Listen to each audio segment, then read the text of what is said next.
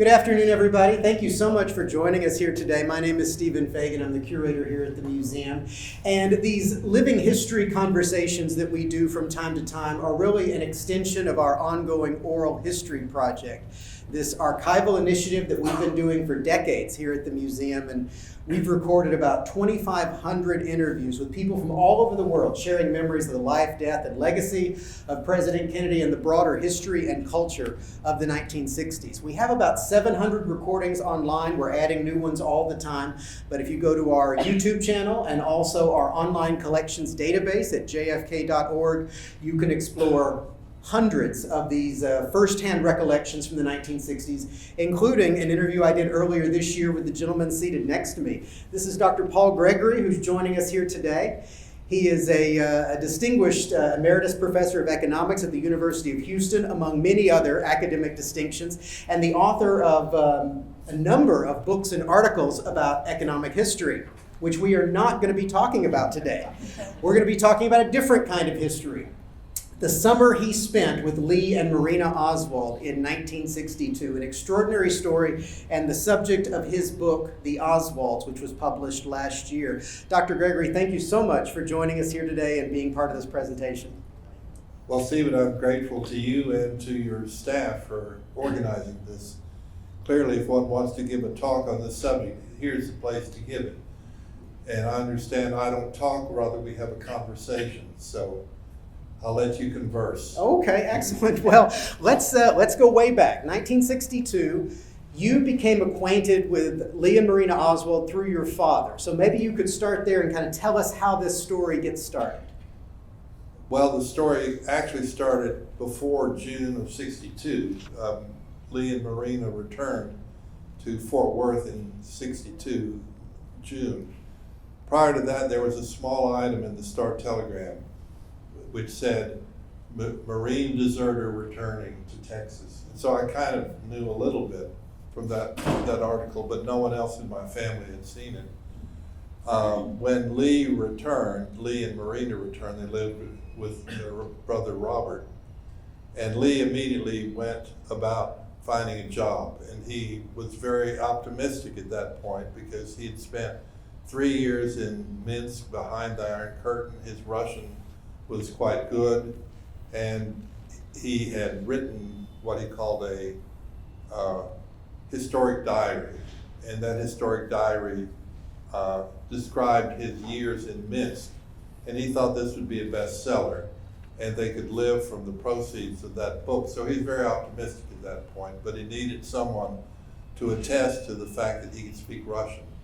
My father, who was born in Russia, left in his upper teens, taught Russian at the public library in Fort Worth as a volunteer, and so he was the only name that would come up at the Texas Employment Agency as someone knowing Russian. So he showed up at my father's office, Continental Life building, dressed in a winter suit of Minsk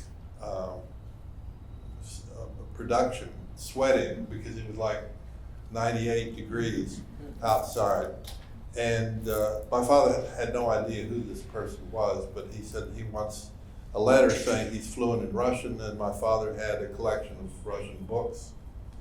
Pulled out one at random, gave it to Lee, and Lee did a very credible job reading the Russian and translating. My father, of course, was very curious.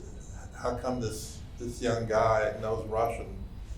And he invited Lee to lunch at the Texas Hotel. Wow. Where Lee would have stood out in his outfit. But even though my father tried to approach it very gently, he could not get Lee to really explain who he was, how he got there, and so forth. So that's when they finished the lunch, Lee gave my father his telephone number and said, if you want to come out and visit, I have a wife from Russia. And indeed, a day or so later, we called up and arranged for us to go over to Robert's house, which is a little bit over where Ridgely Country Club is. And that's where we met. Okay. Robert being Robert Oswald, Lee's brother. Correct. Okay. Tell us your first impressions when you met Lee and Marina Oswald. That's a tough one, because Lee did not say very much. So the way this first meeting went, first of all, it was clear that Marina was very happy to have someone to speak Russian with, because the only person she could speak with was Lee. She didn't know any English at all. So she was obviously quite happy to see us. She remarked, well, that young Gregory doesn't speak very good Russian. So that was her impression of me. But they brought picture books, albums from Minsk. And it showed, and if you looked at these albums, it looked as if Lee had a pretty good life in Minsk. He belonged to a hunting club. He was going to all kinds of parties. He was pursued by women, probably the first time in his life that women were chasing him. So that first meeting wasn't memorable at all. He was well dressed. This is something he did all his life, dressed well, because he did not want to be mistaken for a manual laborer, which is what he was actually. So he was, not that he was coat and tie, but he was neat, and in fact, his friends in Minsk admired him for being so neatly dressed and so forth. So what I took away from that first meeting wasn't much. So it's only over a matter of time that I got to know him better. So I could answer your question better if we move forward in time. But yeah, let's set the scene for that. Ultimately, you decided to take some Russian language lessons from Marina, and that's really how you and the Oswalds became so close over that summer. Yeah, some time passed. I can't remember how much, but they had moved out of Robert's house into a duplex on Mercedes Street. We went by the address yesterday. It's gone. There's a big building there. Of course, they had no phone. They had no air conditioning. They had no car. So we had to go knock on the door, and we knocked on the door and had a conversation. At which time we asked Marina, and this is something I wanted, whether I could do language lessons with her. And surprisingly, Lee assented to this, because Lee definitely did not want to have strange men around or anybody around with whom Marina could communicate. But as a concession, and he later said, "I'm doing this for you, and remember, I've done a favor for you." So it was agreed that I would go over to their duplex a couple of times a week, I think once or twice, maybe 3 times a week, and there'd be something that might pass for a Russian lesson, but it was more to pick up conversational Russian. But it turned into more me being their chauffeur and guide, et cetera, et cetera. It is indeed true. I can't give you the date of the first lesson, but we got to know each other pretty well during that period of time. Yeah, you spent quite a lot of time hanging around with the Oswalds. If this was a movie, this would be the musical montage moment. You took them to the Arboretum. You took them grocery shopping, to the department store. Leonard's department store. Give us a sense of what it was like just to hang out with them in normal circumstances, to be in the grocery store with Lee Harvey Oswald. Again, Lee did his best to be invisible. How to describe it? Well, we would go, first of all, one of the most important things I got out of this was the ability to reconstruct their budget, because the question was, could Lee on $1.25 an hour have paid for all these things, going to New Orleans, buying a rifle, and so forth. So I could observe how they spent their money, which was very, very carefully. That's the reason they liked Leonard's, because Leonard's was cheap. So hanging around, Lee was a good father. They lacked a baby carriage, which is an essential if you have a young child, I think 6 or 7 or 8 months. So they had to carry June everywhere. Lee was usually in a good mood, and I never saw Lee tired. And this is after 8 or 9 hours of welding and walking home. I think he walked home more than he took the bus.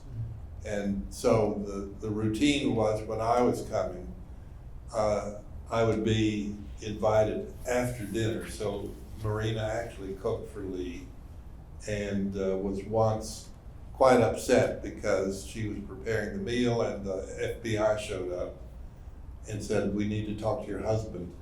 And they went outside, and I witnessed this. They went outside and they went outside and delayed the meal, so she had to cook it again. I'm getting a little bit off track here, but it's okay. It's nevertheless, fascinating. Yeah.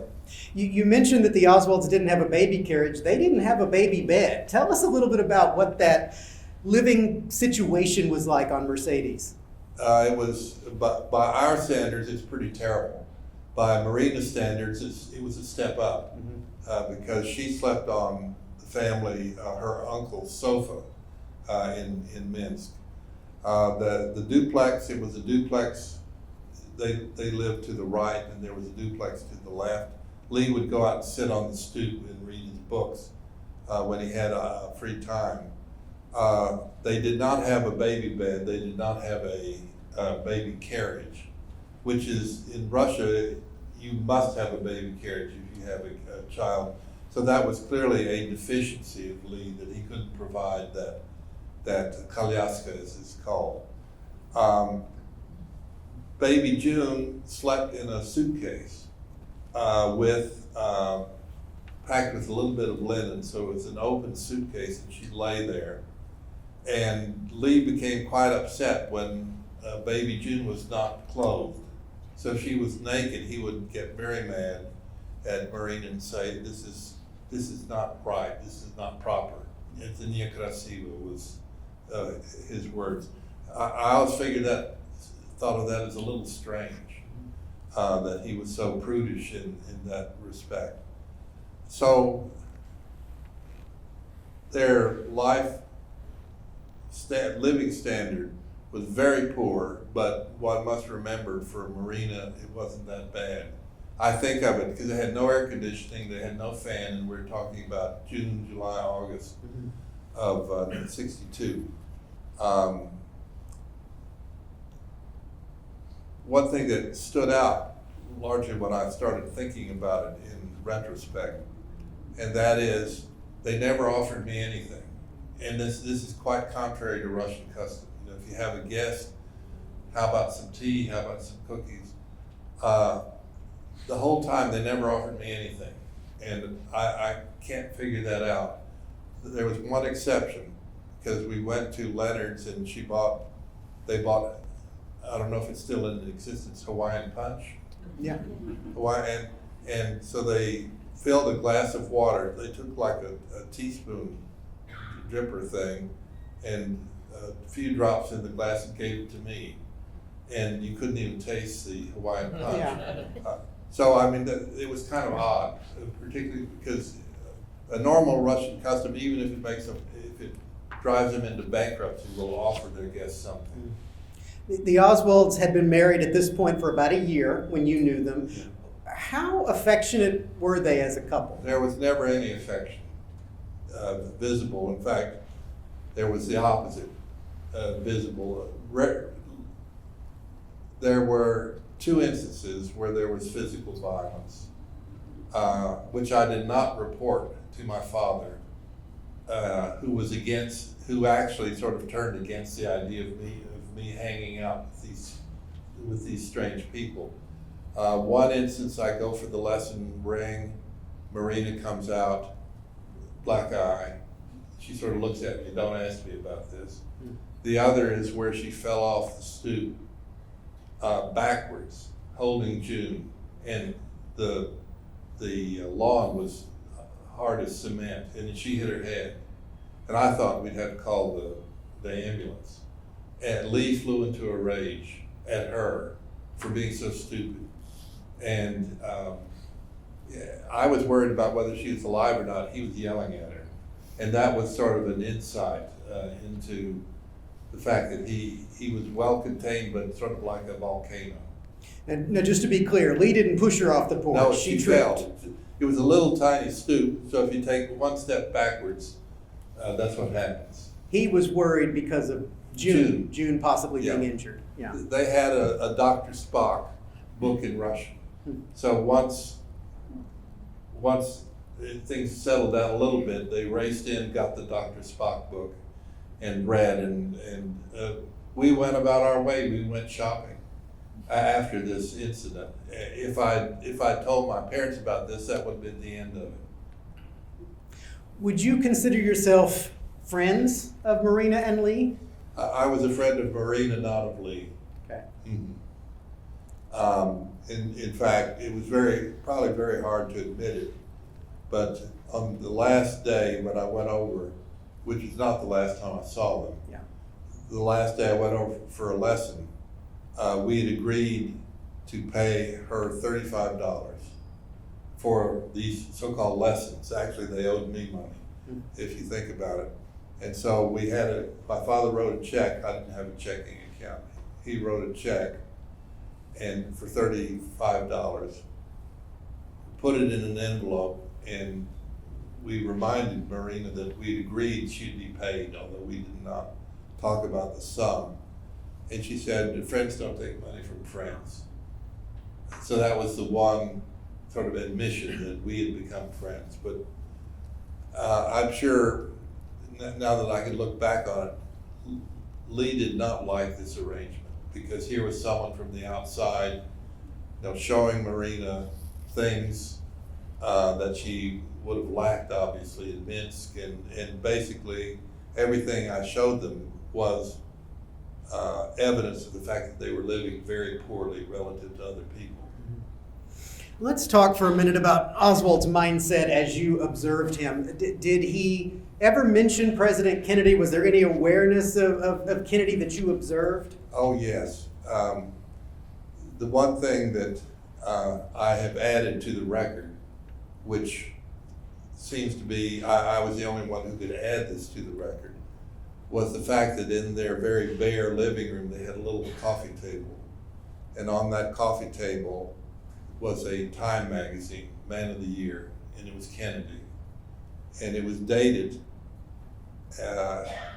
to the time he was in Minsk. And actually, I figured it out by reading some of the testimony, I think of Robert. And that testimony was that Lee wanted to have some periodicals while he was in Minsk, and one was Time magazine, which is very interesting because there was some link there, because he went through the trouble of bringing that back with him. And so it stood there on the coffee table, and I gave me an opportunity to ask Marina, do you know who's the president?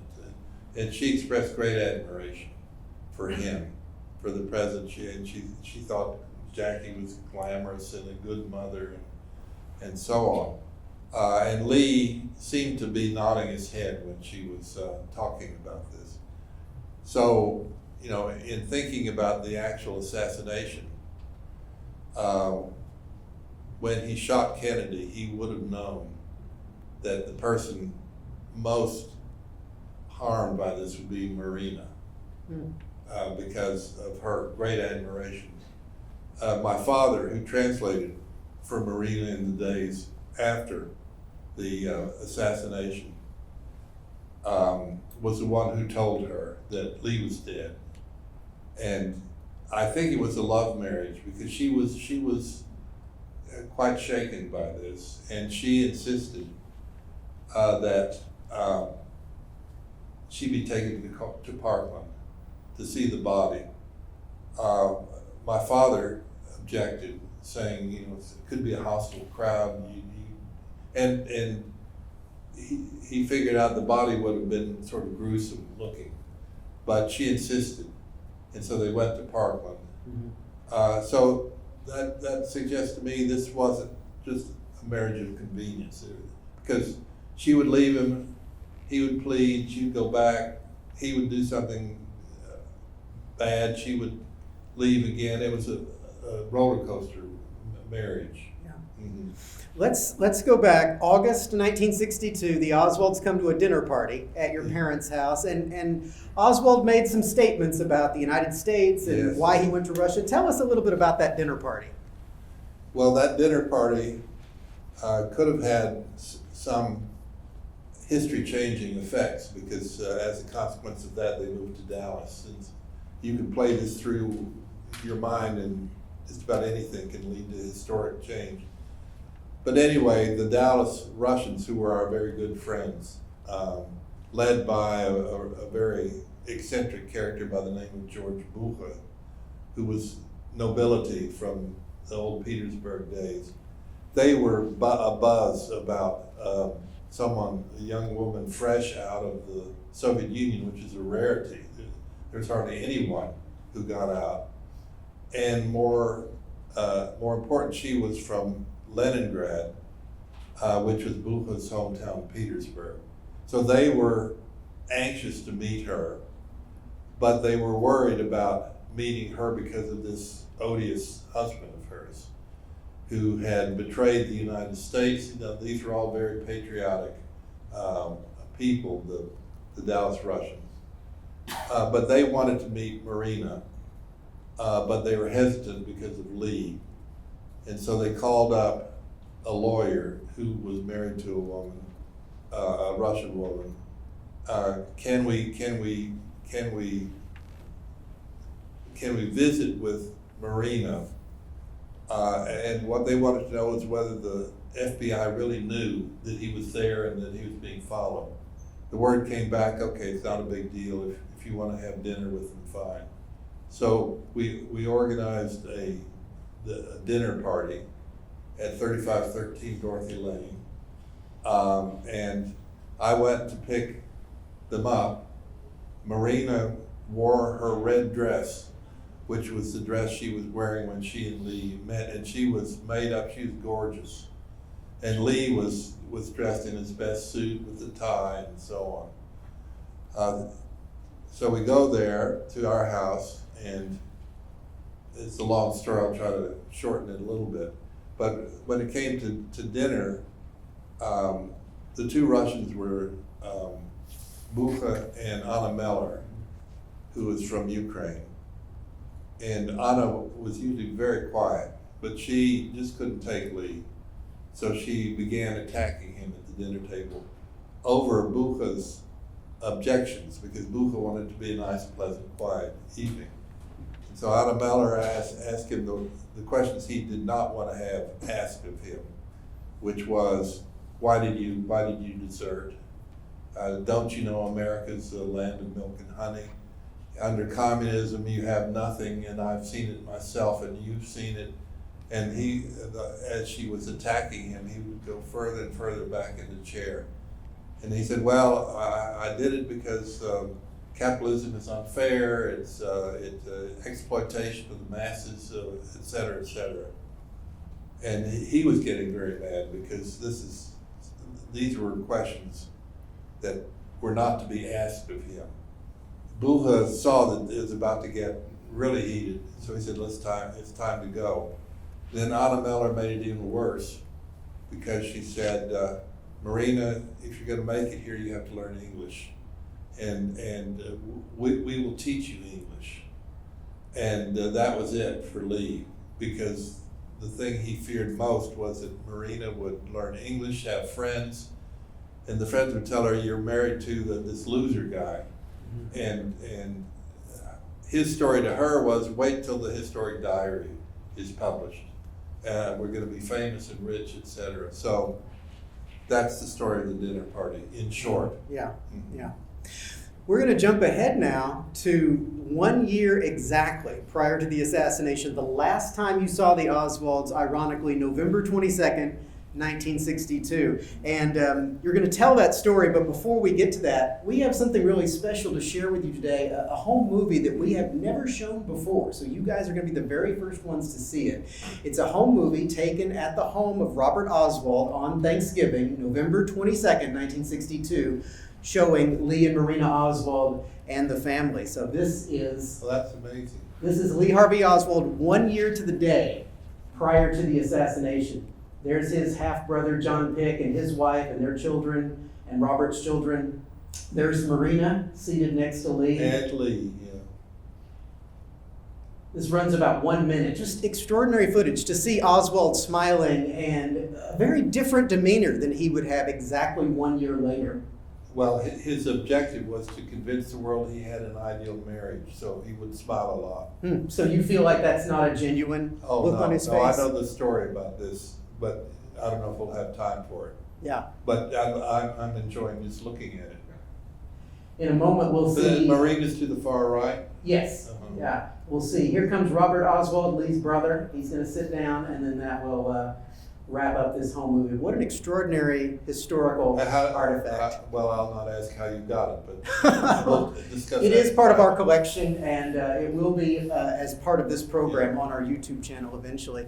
So you saw the Oswalds on this day. Yes. Tell us a little bit about your last encounter with them. It's a long story, but it's important. First of all, that was Lee trying to convince his family that he had a good marriage. Mm-hmm. So that's my interpretation of the rare smile. Yeah. It was Thanksgiving around 2, so we'd already eaten. And I get a call from Marina. And I don't know how she had my number, but she called. And she said, we need to take the night bus to Dallas. Can you come over and take Lee and me to the bus? And there was like 4 hours in between, so we went to our house. And the first thing she said, and this is what makes it a long story, and I'll try to shorten it. She said, I did not write the letter you did. Lee did. Mm-hmm. I did not write the letter, Lee did. Right. The story on that is, and it relates to this smile, by the way. Lee had written a postcard to me in Oklahoma saying, we've moved to Dallas, here's the address, come visit us. It was full of misspellings, no punctuation. I didn't know that Lee was dyslexic. I said, okay, that's from Lee. And it was, so that's from Lee. So I wrote, so I said to myself, that was Marina learning English. Right. So I write her a letter, long letter, saying, I'm so pleased, and I have a job, and I'm et cetera. So I write her a long letter correcting her English and giving her some advice, and maybe we'll see each other. I did not know that Lee wrote the letter. Mm-hmm. And the one letter that's missing, if you can find it, which it's ashes, I'm sure. This is the letter that I wrote. As they turned, I started shooting the pictures. I saw the motorcycles, and then the car approached. And Jacqueline and the president were waving. And as it came in line with my camera, I heard a shot. I saw the president lean over to Jacqueline, then the second shot came. So the first thing, and then I realized, I saw his head open up, and I started yelling, they killed him, they killed him. And I continued shooting until he went under the underpass. And so this was a rather uneasy afternoon we spent.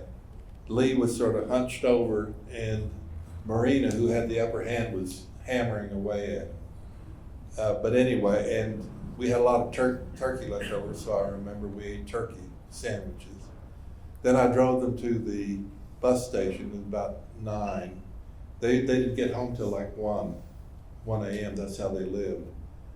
So at that point in time, I would not have known it, but Lee probably, would have been very high on Lee's hit list. Mm-hmm.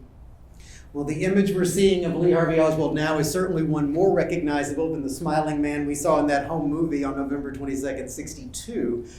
Let's fast forward 1 year, November 22nd, 1963. You are at the University of Oklahoma when you find out that this man you knew the year before is now the suspect in the murder of the president. How did that news strike you? I think the answer is obvious. It was incredible. And it was not a matter of my asking myself, could that be Lee Oswald? It was Lee Oswald. And so I said, I know that guy. And there were 50 kids around me. Nobody paid any attention to me. Eventually I called home, and my mother answered, and I said, it looks like it's Lee. She said, yeah, it's Lee. So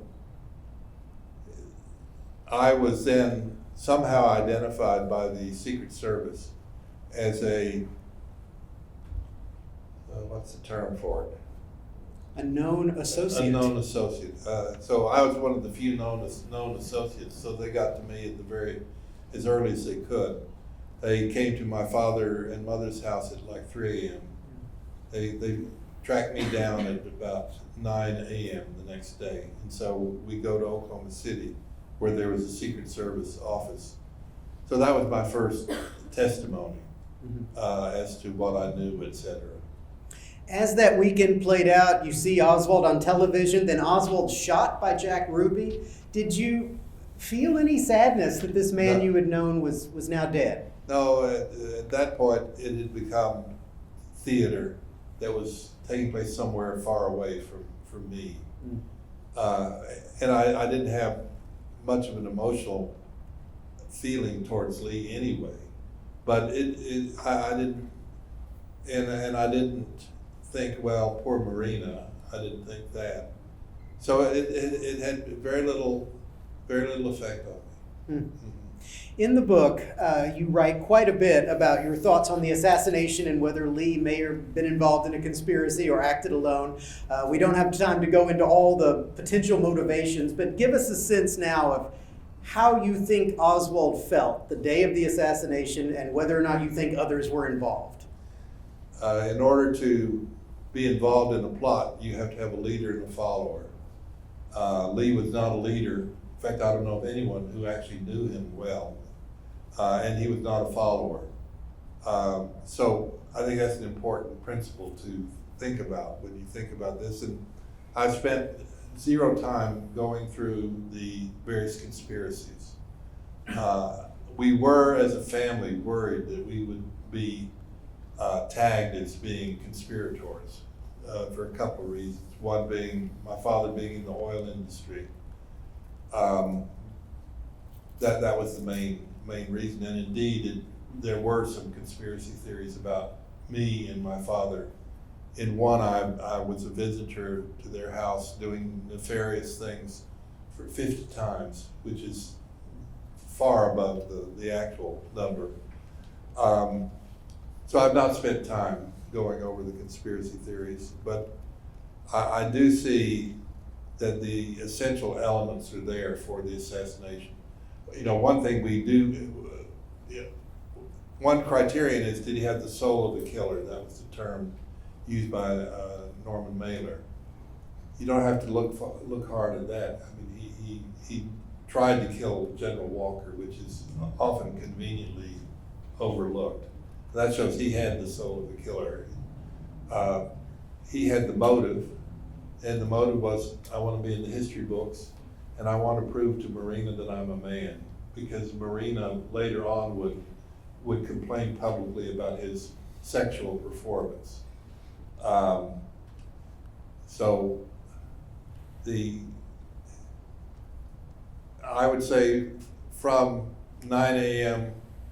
to 1 p.m. the day after the assassination, when I was with the Secret Service, I said, I have no trouble believing that he did it. He had the motive, the most important thing in my book is the fact that this guy was very resourceful. He was misunderstood because he earned $1.25 an hour. He pulled off incredible things with having virtually no resources and so forth. I think in the book I call him a low-tech assassin. He had all the tools to be a low-tech assassin. If he had not missed Walker, we wouldn't be talking about him today. So I already the day after was quite convinced he did it, and I sort of understood why. You should have had these question cards in your chairs when you arrived today. If you have questions for Dr. Gregory, we'll do a Q&A in just a moment. If you'll just fill those out, pass them to the end of your rows, we'll collect those in a moment. You have not really talked about this subject much over the years after your Warren Commission testimony in 1964, but you've written this book now. Give us a sense why you waited almost 60 years to really share these memories of Lee and Marina. I'll give you an analogy. Let's say that this friend had been Jeffrey Dahmer, the cannibal. Would you want to advertise to your neighbors and business associates that our good friend Jeffrey Dahmer just ate another victim? Very similar. Yeah. And remember, this is Dallas, Fort Worth, conservative. The Gregorys hanging out with a known communist. So I did not like to talk about it. I still don't like to talk about it, by the way, but my colleagues at Hoover Institution said you've seen some history, so you have to write it down. So that was an important factor that we just didn't want. And in fact, it's rather remarkable that we remained largely out of the picture. Mm-hmm. So that's exactly what we wanted to do. So that's the major factor explaining why I didn't talk about this. In fact, that's a source of skepticism. Why did he wait 60 years? Mm-hmm. Something must be fishy here. The answer is very simple. So we have one question here. Just wondering, because of your close association with the Oswalds so many years ago, what is it like to now be inside the Texas School Book Depository building sharing these memories? This is my first visit inside on the day of my deposition with the Warren Commission, which was operating out of the post office building. I've not been back. And this is a great honor for me to be here, by the way, because this is where I should be talking about this subject. So I don't feel pride about this. Being able to write a book on this subject it's because I was at the wrong place at the wrong time, or the right place at the right time. So it's not much of an accomplishment. Mm-hmm. I'm going to anticipate a question here that'll be asked, if not today, then on YouTube in the future. Was there ever a moment when you got the sense that there might be more to Oswald lurking beneath the surface in terms of KGB affiliation or intelligence work with the CIA, anything that might have hinted at that? Nothing dramatic. He did have a lot to do with the U.S. Embassy. And in fact, Marguerite, the mother, who was as wacky as you could get, argued that because the State Department paid his way back and returned his passport, that must mean he was some kind of secret agent. But I wouldn't put much credence in that. The trip to Mexico, the trip to Mexico City is really holds the key to all this. We don't have time to go into it, but there is a gross misinterpretation of his visit to Mexico City. This could be an entire show to do that. But the answer is no. If I were CIA, FBI, Secret Service, I'd stay clear of this guy. Have you had much contact with Marina since the assassination? No, I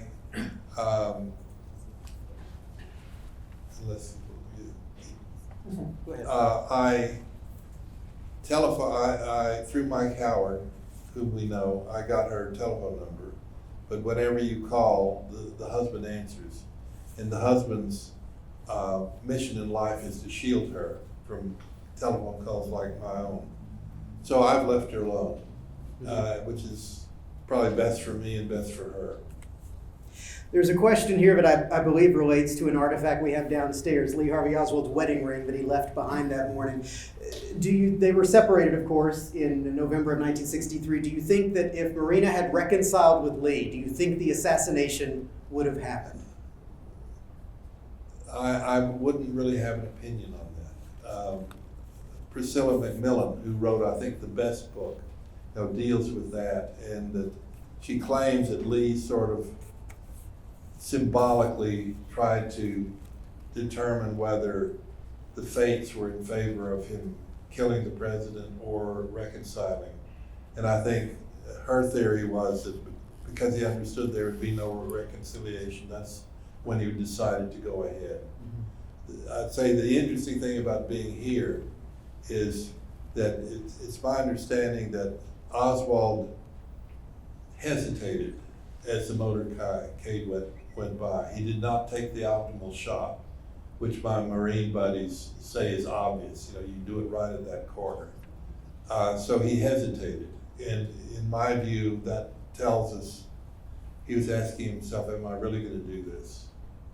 So who knows, he may have decided at the very last moment to do it. You called yourself their chauffeur earlier, and this question relates to that, I think. Did you ever feel that Marina and Lee were using you that summer? Lee probably, Marina not. I was very useful to them because their means of transportation was the foot and the bus. Mm-hmm. And in Fort Worth in '62, that wasn't a very good arrangement. I never gave them anything. They never gave me anything except that Hawaiian punch. Yeah, it sounds delicious. The Hawaiian punch. So I felt I was getting my money's worth, whatever it was going to cost us. Lee probably felt at least that kid is not educating Marina that we're living very poorly. There's one instance where I can be very brief. I decided I would indeed show them the rich and the poor. And so I drove to Westover Hills to see the mansions. And then across Camp Bowie was a black settlement of clapboard houses. And so, Marina's eyes were wide when we drove by the mansions, and then we drove to the west or north of east, south of Camp Bowie, and Marina's eyes were open there. And what I then discovered was what I'd done was show her that their house didn't differ from the clapboard houses. Mm-hmm. So the only thing she could have taken away from this is, here's this Gregory kid showing us how bad certain people live, and we're living exactly as they're living. So that's just a little aside. It's fascinating. It's so fascinating. Thank you so much for sharing these memories today. There's quite a bit more in the book, The Oswalds. We do have signed copies available in our museum store downstairs. Bargain price. Absolutely. Please join me in thanking Dr. Gregory for being here and sharing his memories today.